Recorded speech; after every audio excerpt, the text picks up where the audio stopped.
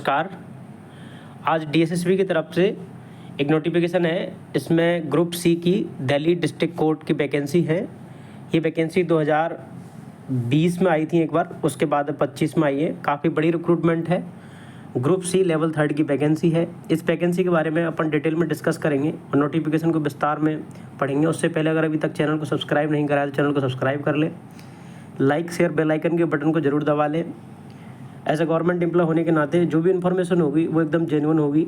और इसके जो 1, 2, 3 लेवल अपर का पेपर होता है जूनियर कोर्ट असिस्टेंट का सुप्रीम कोर्ट में और junior court assistant Delhi high court में, उसका एग्ज़ाम हुआ था 2020 में। उसमें मेरा फाइनल सिलेक्शन हुआ था दिल्ली हाई कोर्ट में। सिमिलर एग्ज़ाम पैटर्न था उसका और इसका, तो उसी के बारे में मैं बताऊंगा कैसे एग्ज़ाम का पेपर होता है। पहले ये एग्ज़ाम होता था वो खुद दिल्ली हाई कोर्ट मीन्स 30,000 ही हाई कोर्ट कराता था। अभी 2024 के बाद इन्होंने वेंडर अपना डीएसएसबी को देना चालू कर दिया है। तो एग्ज़ाम का जो कंडक्टिंग एजेंसी होगी वो टीसीएस होगी। तो आपको प्रीवियस ईयर के टीसीएस के सारे एग्जाम के क्वेश्चन देख जाने हैं, जैसे लैब असिस्टेंट हो गया, जूनियर असिस्टेंट हो गया, इन सब के एग्जाम्स हैं, वही इसमें क्वेश्चन पूछे जाएंगे। वहाँ पे 20-20 क्वेश्चन आते हैं, यहाँ पर 25-25 क्वेश्चन आएंगे। तो चलिए डिस्कस करते हैं। एग्ज़ाम ये फॉर्म है आपका 26 अगस्त से चालू होगा और 24 अगस्त तक चलेगा, जैसे कि आप स्क्रीन पे देख पा रहे हैं। उसके बाद जो भी आपकी एजुकेशन क्वालिफिकेशन रहेगी उसका आपको बता दिया जाएगा। जैसे आप चार्ट में देख रहे हैं अलग अलग टाइप की वैकेंसी हैं इसमें, और सबका जो ग्रेड पे है वो 2000 ग्रेड पे है। लेवल 3 ग्रुप सी वैकेंसीज का नाम है कोर्ट असिस्टेंट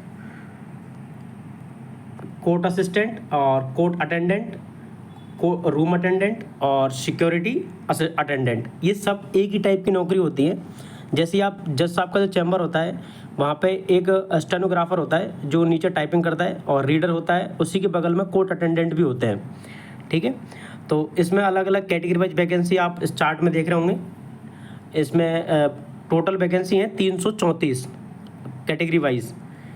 इसकी एजुकेशन क्वालिफिकेशन रहेगी वो 10वीं क्लास रहेगी, और 10वीं क्लास आप जिस दिन फॉर्म भर रहे हैं मीन्स लास्ट डेट से पहले आपको 10वीं का रिजल्ट आ जाना चाहिए, तभी आप एलिजिबल रहेंगे। आपका एज का क्राइटेरिया रहेगा वो 1 जनवरी 2025 तक आप एज क्राइटेरिया फुलफिल करने चाहिए। जैसे कि आप एजुकेशन क्वालिफिकेशन स्क्रीन पर देख पा रहे हैं। Delhi high court court attendant ये 295 वैकेंसी हैं। तो इसमें आपको मैट्रिकुलेशन और मैट्रिकुलेशन के इक्विवेलेंट कोई अगर डिग्री कर आपने 10वीं के इक्विवेलेंट कोई और भी सर्टिफिकेट कर रखा है तो वो चलेगा। इसमें आपका जो एज क्राइटेरिया रहेगा जैसे कि एज यूजुअल ऑल एग्जाम्स में रहता है ग्रुप सी की में 18 से 27 साल तक वही है। लेकिन अगर आप कहीं गवर्नमेंट में काम कर रहे हैं और उस जॉब से आप इस जॉब में शिफ्ट करना चाहते हैं तो आपको पैरा नंबर 7 के हिसाब से एज रिलैक्सेशन दे दिया जाएगा, जैसा कि as per the DOPT rule के हिसाब से होता है। SC/ST को 5 साल का एज रिलैक्सेशन मिलता है और OBC को 3 साल का एज रिलैक्सेशन मिलता है। SC/ST 5 साल, OBC 3 साल, और गवर्नमेंट एम्प्लॉय हैं तो आपको 40 साल तक फॉर्म भर सकते हैं। ये मैं पैरा नंबर 7 पढ़ के बता दूंगा अभी, और एग्जाम पैटर्न भी। अगली वैकेंसी है वो भी दिल्ली हाई कोर्ट की है, कोर्ट अटेंडेंट। इसमें 22 वैकेंसी हैं। सिमिलर एग्जाम क्वालिफिकेशन है 10वीं पास, age relaxation as per the para number 7। उसके बाद कोर्ट अटेंडेंट L, ये भी दिल्ली हाई कोर्ट की है। इसमें 1 वैकेंसी है अनरिजर्व की। उसके बाद Delhi high court room attendant, ये 13 वैकेंसी हैं। इसमें भी सेम क्वालिफिकेशन है, और क्वालिफिकेशन आपकी जो एज है वो 1 जनवरी इसमें दे रखा है नीचे, यही फुलफिल होनी चाहिए। उसके बाद अगला है सिक्योरिटी अटेंडेंट, ये भी दिल्ली हाई कोर्ट की वैकेंसी है। दिल्ली में 2 कोर्ट चलते हैं, एक तो सुप्रीम कोर्ट है उसके अलग से वैकेंसी आती है। सुप्रीम कोर्ट का एग्जाम सुप्रीम कोर्ट खुद ही करा रहा है। दिल्ली हाई कोर्ट और दिल्ली डिस्ट्रिक्ट कोर्ट 2 अलग अलग कोर्ट चलते हैं। दिल्ली हाई कोर्ट के बाद 10 डिस्ट्रिक्ट कोर्ट हैं दिल्ली में, उनका DDC के नाम से वैकेंसी आता है, दिल्ली डिस्ट्रिक्ट कोर्ट, वो भी DSSB कराता है। तो ये सारी वैकेंसी हो गई 334 टोटल वैकेंसी। अब इनके एग्जाम पैटर्न के बारे में अपन डिस्कस करें तो इसके एग्जाम की जो फीस रहेगी वो 100 रुपये रहेगी, जैसे SSC की रहती है। और इसमें आपको जो फॉर्म भरना होगा पहले DSSB की साइट पे जाकर आपको अपना रजिस्ट्रेशन करना होगा। वहाँ पे एक डैशबोर्ड बन जाता है आपका, ताकि आप कभी भी एडिटिंग और वगैरह आप उसमें देख सकते हो, रिजल्ट, एडमिट कार्ड वगैरह। अब जैसे इसका एग्जाम पैटर्न है सिमिलर SSC के पैटर्न को फॉलो करते हैं ये लोग। 25-25 क्वेश्चन चारों सब्जेक्टों के पूछे जाएंगे। अब इसमें क्या होता है ना, जैसे GK हो गई, इंग्लिश और मैथ और अर्थमेटिक, रीजनिंग नहीं आती यहाँ पे प्री पेपर में। 25-25 क्वेश्चन के 4 सेट रहेंगे आपके, 100 क्वेश्चन, और इसमें अच्छा खासा टाइम मिलता है। SSC से डबल टाइम मिलता है, इसमें 150 मिनट मिलती हैं, मतलब 2.5 घंटे का टाइम मिलेगा आपको। आराम से आप पेपर को क्वालिफाई कर सकते हैं।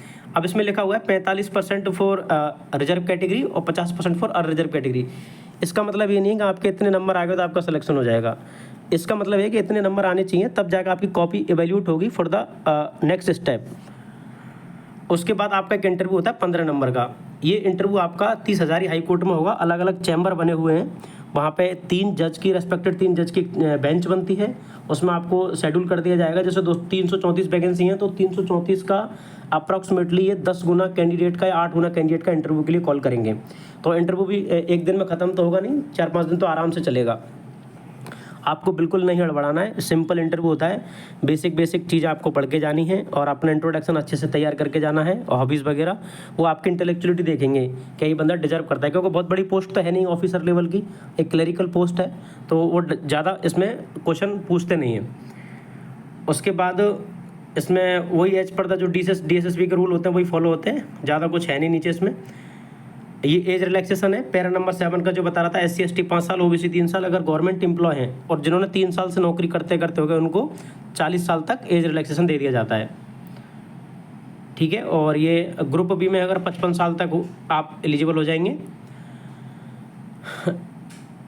इसके बाद इसमें कुछ ज़्यादा है नहीं, और आपका बस रिटन टेस्ट है और इंटरव्यू है, फिर उसके बाद डायरेक्ट मेडिकल होगा और उसके बाद ज्वाइनिंग।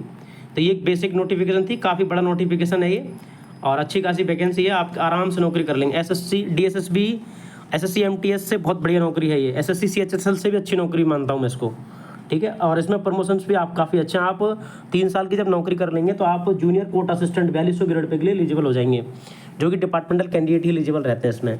तो thank you so much, best of luck, मेहनत करते रहो, ऐसी वैकेंसी आती रहती हैं और तैयारी अच्छी रखो अपनी। Good luck.